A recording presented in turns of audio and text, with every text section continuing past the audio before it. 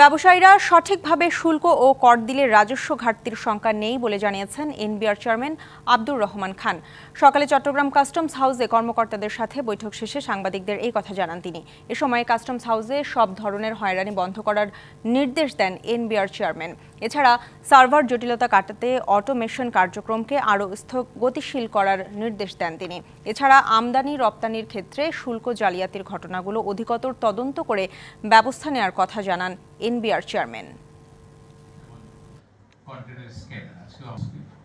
এবং উনি এই অফারও দিয়েছেন, যদি আমরা বাইরে এটা নিয়ে কথা বলেছি, এটা বোধ হয় আমি যারা তারা বলবো যে স্যার আমাদের এই দেশটা ওনাদের, এই দেশ চালানোর জন্য যে ফান্ড দরকার এটা আমাদের জনগণকে যোগান দিতে হবে, ব্যবসায়ীদেরকে যোগান দিতে হবে। ব্যবসায়ীরা আপনাদের যে ন্যায্য যে ট্যাক্সটা আসে সেটা প্রপারলি হিসাব করে আপনার রাষ্ট্রীয় কোষাগারে জমা দিবেন এবং আমাদের যে চ্যালেঞ্জ আছে সেই চ্যালেঞ্জ থেকে আপনারা আমাদেরকে।